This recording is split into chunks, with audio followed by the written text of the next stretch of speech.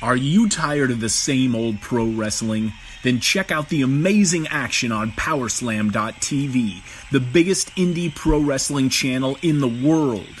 Get over 3,000 hours of the best pro wrestling events from over 100 of the biggest names in the industry from over 15 countries around the globe.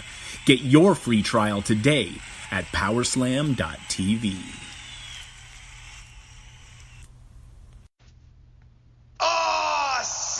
This is your main man RJ from the Ringside Rant, heard only on the Visionaries Wrestling Network. So go over and subscribe across all your major platforms, iTunes, Google Play, SoundCloud, and Stitcher to hear every great interview I have every Monday on the Visionaries Wrestling Network.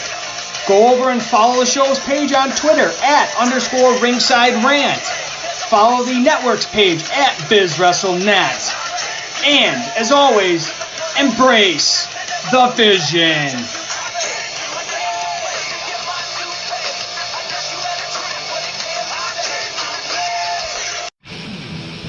Hello, friends. This is Spencer Love, your host of Over the Top Rope on the Win Column Sports Network. Don't forget you can head to wincolumnsports.ca for all of your previews, reviews, and breaking news from the world of wrestling, be it your major promotions or from the great province of Alberta, Canada.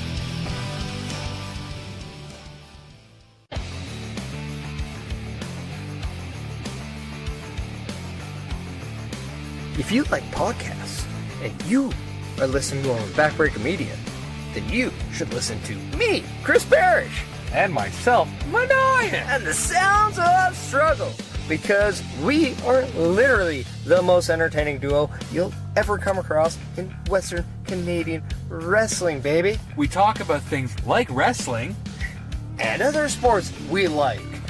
Wrestling. But we won't talk about other sports that we don't like, because it's not that kind of podcast. Like wrestling. I mean, we like hockey.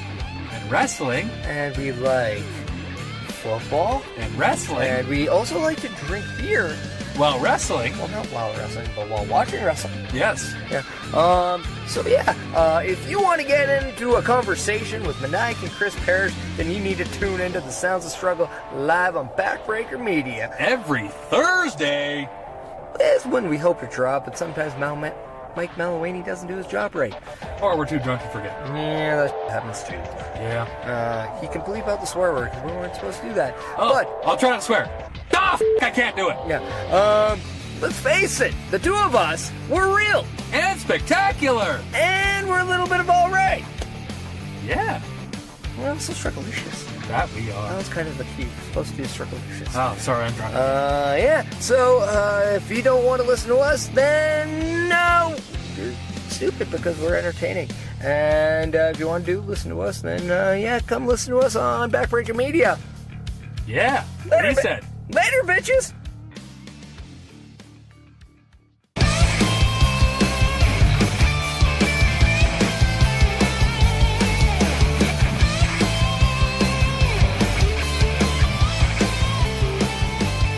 Ladies and gentlemen, welcome to Quick Calls. I am Andre C., and I am at the Northgate Senior Lions Rec Centre for PWA Christmas Slam.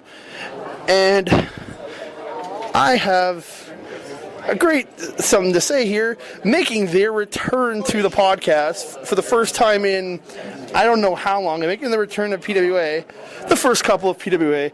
Ryan and Amanda, how you guys doing? Good, how are you? Very good. Very well. Excited to be back. I'm so happy to have you guys back. You know, you're my favorite people to have on the show with speakers by his absence, Brian, but he has to go home. He's going to the Grey Cup tomorrow. But the show is 4 hours long. 3 hours and 5 minutes. It's a PWA show. It started at 7:45.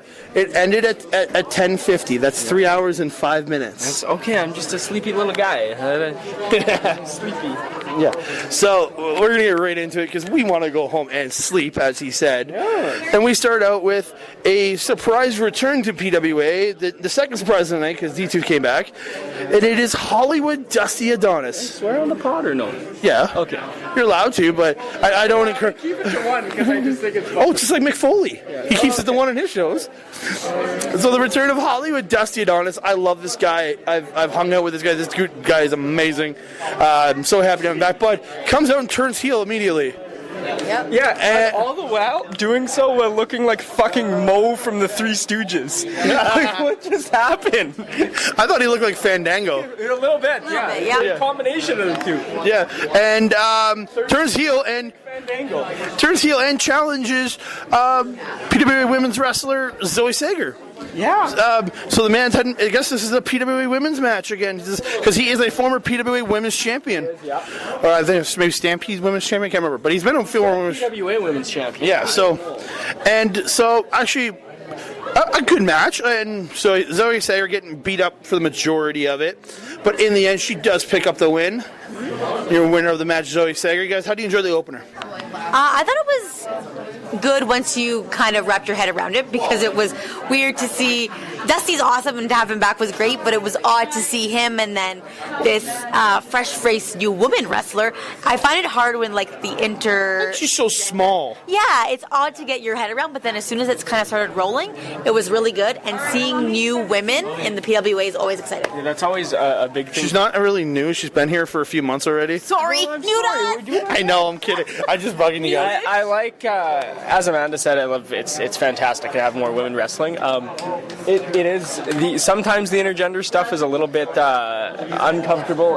Also because this one's also might be like a child still, and she's of age. Trust me, she's of age. That's debatable, but she did well, and Dusty's awesome. Yeah. His interaction with the crowd, he's fantastic. So it was a good opener, and it was a fun kind of different way to start the show. My favorite part of this is do you guys remember the cowboy? And then starts doing his cowboy riding the horse thing around the ring. I loved it. Yeah, but so we move on to our second match of the evening, and is the second intergender match of the evening, and it's the Above Average Joes challenging for the PWA Tag Team Champions against Kat Von Hees and Michael Allen Richard Clark. Conspicuous by his absence is Bobby Sharp, who found out couldn't make it here tonight, and Kat Von Hees takes his place. And this is the greatest entrance for Michael Allen Richard Clark I've ever seen. Yeah, fantastic. Yeah, Kat Von Hees is wonderful. So she asked him to do the intro, and she goes, Michael Allen Richard Clark, and just goes way too fast for him to do his poses. It was great. I loved it.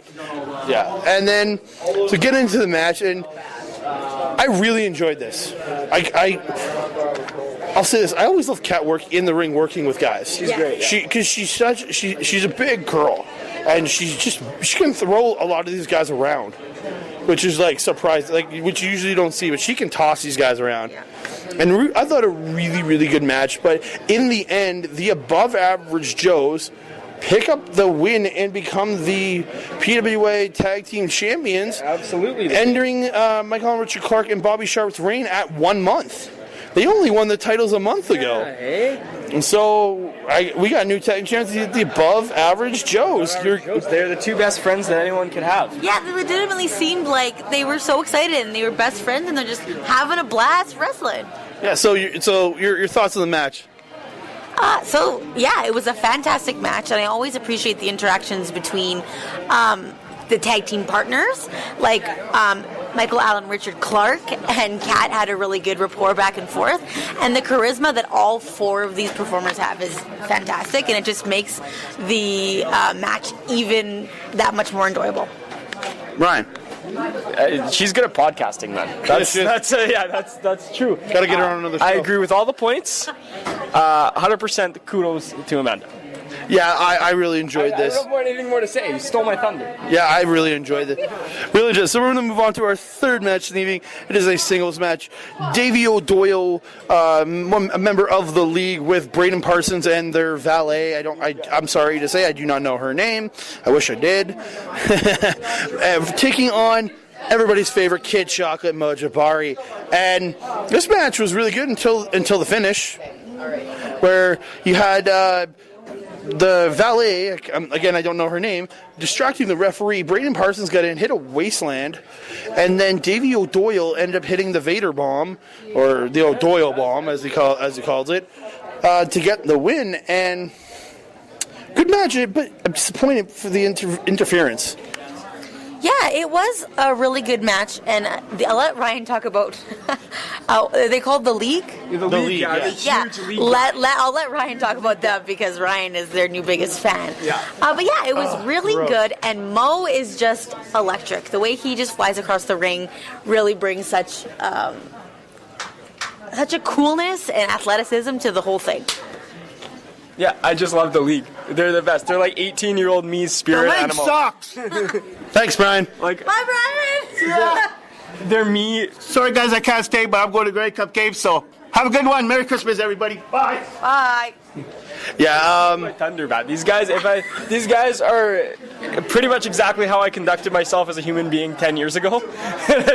So you should hate them. And you love their entrance music. And I love their entrance music. They're pumping Fort Minor. I love that song. Don't get me wrong. I have that song on my phone. But it's fantastic. They're packing an imaginary tin, throwing an imaginary dip in, doing and that was in a later match. That's okay. It's still their thing. Like that was so dumb. They're wonderful. They're fantastic. They're terrible. So they're terrible. And Braden Parsons is the creepiest person I know. I'll get into his super creep factor later. But during this match, as David Doyle was doing his thing, dude just stops and just stares at me for a good minute and a half, and I'm like, it's legitimate because he has the creepiest mustache I've ever seen in my life. Like Spencer Love has a creepy mustache, but this dude is creepier. Shout out to Spencer Love and his creepy mustache he's doing America. I can't blame him. But just it creeped the hell out of me. Like this dude just creeps me out. And I'll get to the even creepier thing later. But yeah, creepy, just creepy. But good match. Mo Jabari's awesome. Love that guy. Kid Chocolate, the best. Very likable human being. Easily one of my top wrestlers of the year. Yeah. So we go from there to our fourth match of the evening. It is a Mayhem Championship match, and it will be contested under False Count Anywhere rules. It's Barry Grayson taking on the brand new Mayhem champion, Kenneth Anthony, the Millennial Icon. Fury. Yeah, the Fury. So we had this. I didn't know that False Count Anywhere meant no disqualification. Yeah. That's what confused me, because dude was hitting the other guy with signs, and Andreas is sitting beside us, and he's so confused. No, you do know False Count Anywhere means no rules. You can do anything you want. No, it just means you can pin somebody anywhere. It doesn't mean you can weapons. do. Okay, they use weapons. Every False Count match I kind of agree with my homie Andreas on this, because whenever you see a False Count Anywhere match, either you go into the backstage area, they're hitting each other with garbage cans. Exactly. They can use anything they want. So I can pin them anywhere they want. They can use anything, like a chair. They can go outside, use whatever the hell they want. I'm gonna do some research on this. Oh my God, seriously? I'm going to research this. You ever watch a hardcore match that's False Count Anywhere back in the day? And that's a hardcore match. Also False Count Anywhere. A False Count Anywhere just means you can pin somebody anywhere. Too complicated. Okay, moot point, but I'm gonna prove him wrong later. Yeah. But yeah, so I thought a really good match between these two. Barry Grayson, who I used to call Bert, I legitimately thought his name was Bert Grayson at first, but man, I've actually really been impressed by Barry Grayson. He's I probably could end up being my Rookie of the Year this year for PWA. Yeah, he looks like Russell Brand. Yeah. If you haven't seen the show, I'm going to try to visualize some stuff here. I try to make it visible for the listeners. He looks like Russell Brand with tattoos. He looks more like a homeless Christy Elliott. What the? Oh! Here, Amanda, you get it. You get the line. This match bore the best quote I think we will ever have from Andreas. So he said, stop beating up the homeless man. And Andre said, how do you know he's homeless? And Andrea said, because he's wearing blue. So I found out today that if you're homeless, you wear blue. And we are all wearing blue. Everyone currently in the rooms right now is wearing blue. Except for Andreas. Technically, it's only for homeless Chris Steele is who I'm talking about. Everyone else is fine. He said he's homeless because he wears blue. So that means if you wear blue, you're homeless. Because I don't like the guy, that's why. Yeah, you should have came up with a better reason. That was hilarious. That probably was my highlight of the match, was that quote. But a really good match. Kenneth Anthony in the end picks up the win, defending his newly won Mayhem Championship. Overall thoughts on the match? It was a good match. Yeah. Both these guys are... I've never seen Barry Grayson before. And yeah, he kind of reminds me, remember Saxon Huxley, the muscle cat? Yes. But like back in his real early days here, he kind of reminds me of him, in a way. Yeah, I like that, yeah. Saxon Huxley, yeah. Really good. There was a really good match, and there was lots of passion behind it. And I like when they go into the crowd. It's just sometimes hard when they go behind you and it's hard to see and everybody stands up. But you could still feel how important it was, even when you couldn't see them, which was really cool. It's true, yeah. But I enjoy this one overall. I agree with the man on this. It's hard to get into matches this when they're fighting way off behind the crowd, and you can't see 20 rows back. Like you turn around, everybody else stood up, so you can't see it. Don't get me wrong, I still really enjoy this match. It's just that stipulation does get to me. So from there, we go on to our fifth match of the evening, and actually, Kenneth Anthony never actually left. He kind of started to leave, then he just decided to come back to the ring. Kyoto starts cutting his promo we can't understand, and then out comes Colton Kelly. True. Yeah. And he's taking on the Thickness, Reed Matthews, and Reed gets his arm tied behind his back. Stipulation, yeah. Those are the rules. I didn't write them. Reed did say last month, he said, I could beat you with an arm tied behind my back, and Colton accepted the challenge. Okay. So we go into this match, and Thickness was very competitive for 78% of this match. And then, this is a no DQ match. I agree, this is a no DQ match. Yeah, they said it was a no DQ. Yeah, I agree, because it's a no DQ. Not false count anywhere. And it's the same thing. No, it's not. Except there's a false count anywhere added to it. Okay, so Colton Kelly ends up getting the hold of Fury's title, and he ends up hitting Reed in the face, and then he undoes the turning point of the match. The turning point of the match is they undo the turnbuckle, and then out comes handcuffs, and they handcuff Reed's other arm behind his back, and it's pretty much pile driver central from there. He pile drove him like 4 or 5 times. Well, he pile drove him pile drove him twice with his hand still free. Then he pile drove him like twice, and then he had the belt and was about to crash him over the head, and the ref just stopped the match. Yeah. Which I agree. He couldn't defend himself anymore. What's that referee's name? Great referee. Tex Gaines Jr. Tex Gaines Jr. Is that his official name? I don't know, but that's not what I'm calling him. That's what I call him. And I was looking for his official name. Tex Gaines Jr. stepped in, said, you know what, I've had enough. That's a mouthful, though. Tex Gaines Jr. That's what he once told me to call him. Right. TJJ. I know. TJJ, sure. TJJ stepped in, pulled the title away, and called the match off. I thought maybe he was disqualifying was what I thought. I'm like, dude, this is no DQ. Then he said that he was calling it off. And Colton Kelly does get the win by stoppage. Yep. And, yeah. Mercifully. And I even afterwards, Reed set up and Colton attacked him again. Yeah. This is not over. No, and it got hard to watch when Reed had both of his hands tied behind his back, just because there's a one point where he was just laying face down and he can't even flip himself over. Poor guy. This feels like a match of a guy who breaks his ankle and can't get up. It feels like that kind of match to me. I've never seen that before. Yeah, but yeah, Colton Kelly does come out with the win.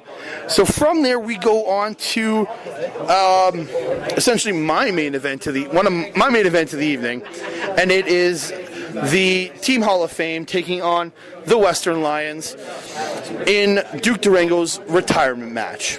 Yes.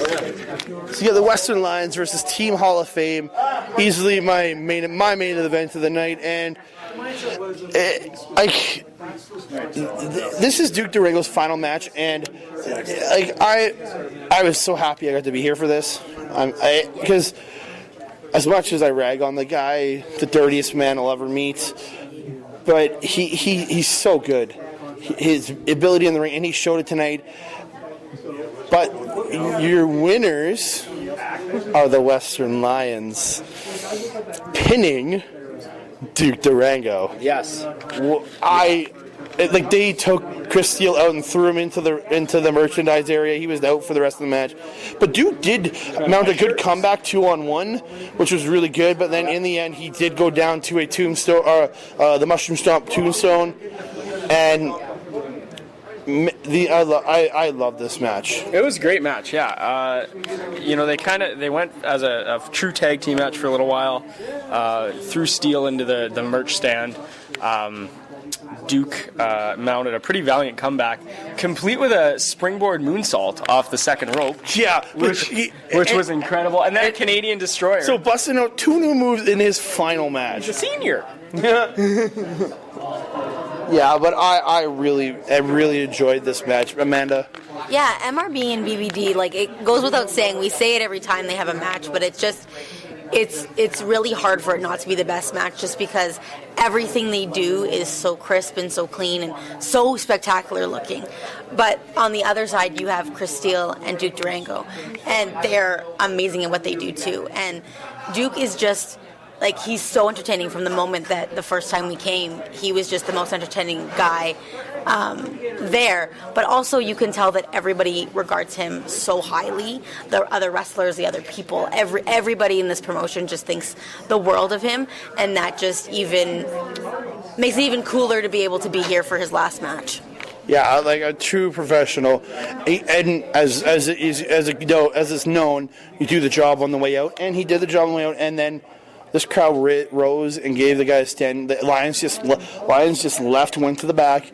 Everybody got up, gave him a standing ovation. The rest of the locker room, minus the Lions, did come out, and their speeches all around. Durrango made a welfare joke, which is pretty funny. Spelling her welfare checks to come to wrestling. And it's sad to see him go, but I think he'll still be around. It won't be every month as we see every now and then. Because Kurt did say in the speech, you always have a job with PWA. You always be with PWA as long as he's here. Duke, thank you for all the great memories you've given us, wrestling here, and I'm glad to say I got to watch you work. Yeah, absolutely. He was one of my favorite guys from the moment we first came. Absolutely. Because he's so mean. He's such a mean guy. But also hilarious. But he's hilarious. He's the most quick-witted, funniest person. So. And an amazing wrestler. And a great guy. Yeah. So go ahead. And it's not goodbye. It's see you later. Yeah, I'm really sad. And also, it kept the Breathe Right strip alive. Yeah. For a long time. It was like 1997 every time he came out. So I'm gonna miss that guy. Yeah. So.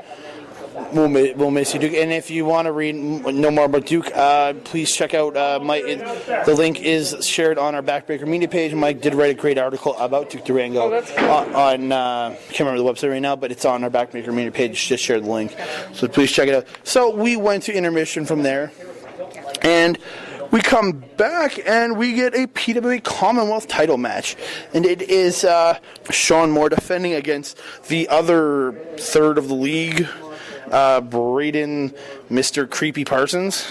And this is where his creep factor went even higher for me, is that he comes out to the ring and he gets in Andreas' face is going around, and Andreas makes a comment about his mustache, which is creepy as hell. I'm going to let Andreas speak on this one.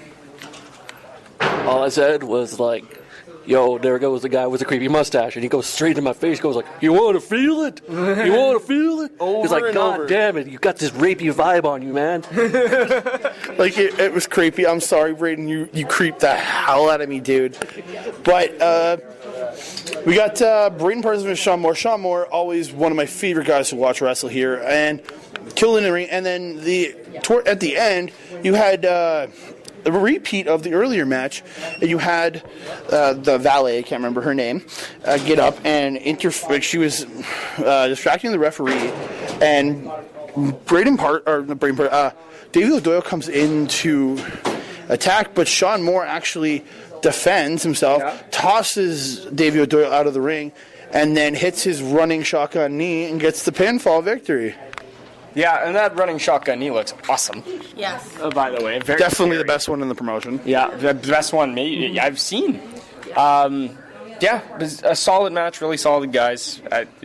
It was just really good. It was a very well put on match. Yeah, absolutely, for sure. And a lot of times, sometimes the interference is overboard too much. I thought it was well done in this match. I agree.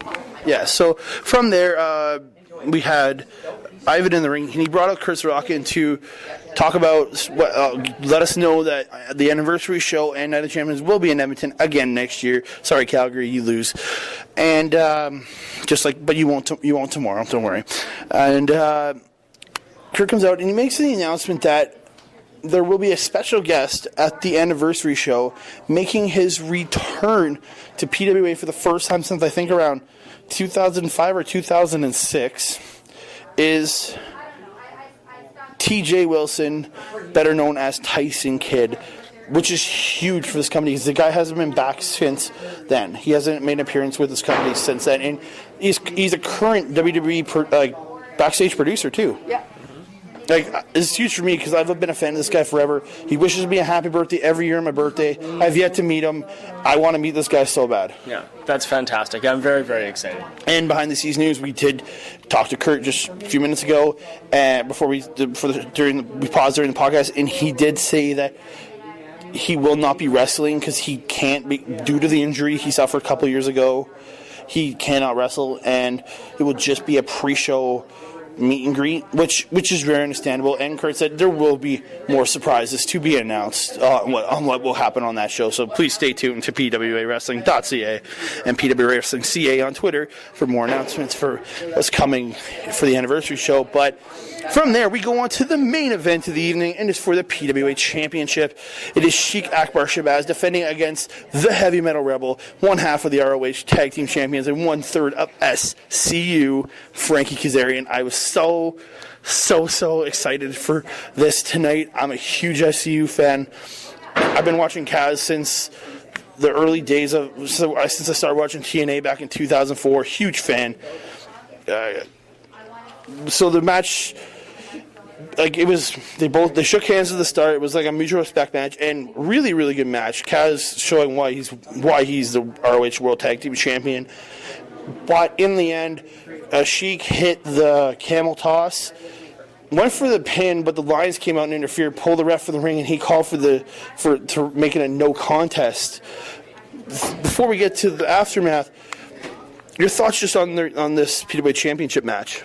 This was a really good match. It was odd to see Sheik come out and high-five people. This was your first time? This was the first time seeing Sheik as a face, being happy and high-fiving.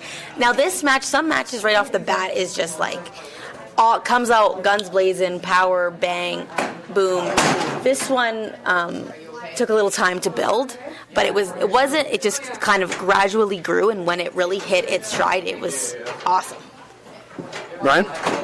Yeah, I had never seen Kazarian live before. It was very impressive. It was a very good match. I love Sheik. I am a big fan of his new attitude, shake people's hands. I've been trying to shake that guy's hand for years. Still don't like Sheik. MRB will be pissed that you're saying you like Sheik. They're buds too. No. You saw the aftermath. They're not friends anymore. You're correct. I'm a silly goose. Come on now. Yeah, very good match. They're two really solid workers. I enjoyed it very much. I really, really enjoyed this. And then after the match, as I said, the Lions did interfere to create a no contest. And then Kazarian gets on the mic and says he's not going to stand for this, that he didn't come here, he didn't leave sunny Southern California to come to the worst town he's ever been in, to have a match end like that and end a year with a company like that. And he demands that they're going for a tag team match of him and Sheik versus the Western Lions. And Kurt Sorokin makes his way out, and he decides we're going to make this we're going to have another match. So the match number 9 of the night is Frankie Kazarian teaming up with Sheik, Akbar, Shabaz, team champion, taking on the Western Lions, the team that should be champions. And it was quick. Mm-hmm. It was great. Mm-hmm. I loved it. And Frankie Kazarian ended up hitting the cutter. And then, he had MRB on the outside of the ropes, lift him up and in, and then dropped him into the cutter. That was cool, yeah. And then Sheik tried to lift MRB up while he was standing on the second rope to hit a camel toss, but he effed it up, pretty bad. So he dropped down and said, screw it, and just hit the regular camel toss. Got the victory for the 1-2-3, and your winners of the main event are Frankie Kazarian and Sheik, Akbar, Shabaz. Your thoughts on that too now? Yeah, it's always a treat when we get to see the Lions work twice in a night. Definitely. And yeah, it didn't disappoint. It was quick, but it was concise and very, very good. I enjoyed it a lot. Yeah, it was excellent. And like Ryan said, it's wonderful to see the Lions work more than once in a night. Definitely, and I really enjoyed this. So it's time for the highlights of the night. I'm going to go to Ryan first. Your highlight of the night. My highlight of the night is the emergence of the league. As a newfound force with a full box of gimmicks. I love these guys. Huge fan. Cannot wait to see what they do next. The creeper and the one that sucks. Yeah. Okay. Amanda, your highlight of the night. Would be the women talent that we got. We had how many matches that involved women? And a woman valet. Oh, yeah, valet twice. Too. 2 matches with women in them. That's 4 out of the 8 matches. That is some wonderful 9. That is some wonderful women representation, and it's wonderful to see.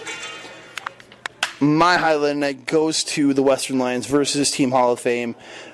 Emotion, great in-ring technicality, everything. I loved it, and I'm going to take the special bonus star. I'm going to give it to Kurt for announcing T.J. Wilson's coming back, because that's awesome. And this crowd was pretty hot tonight, too. Yeah, so. Absolutely. And I would just like to mention one other thing. There was also a very adorable man-sized dog in the crowd that was holding up a bark and wolf sign. And we feel like something is brewing with this gentleman. And as we have dubbed him Dogs Wilf Booth, or what was the one you called him? John Wilkes Booth Bark. John Wilkes Bark? Yeah. Some random guy. Yeah. No, trust me, we figured out it's not. But it's more than that. So, ladies and gentlemen, thank you for checking out Quick Calls. Don't forget to check out the other Quick Calls that's coming out this weekend. That is Mike giving us the CWC show from Red Deer. You can check me out on Twitter at that Canada guy, on Instagram at that Canada dude. Please don't forget to check out the newest episode of Total Nonstop Anarchy, featuring myself and the man you heard on this podcast tonight, Andreas, talking the TNA Weekly pay-per-view number 2. That's coming out this Tuesday, and the next editions of Quick Calls after this weekend will be the RCW show. I will be taking over that one, and then Mike and Brian should be bringing us the show from the MPW show next weekend also. So, ladies and gentlemen, thank you very much for tuning in. If you're going to make a good call, make a quick call. It's been Quick Calls from Northgate Lions Senior Centre for PWA Christmas Slam.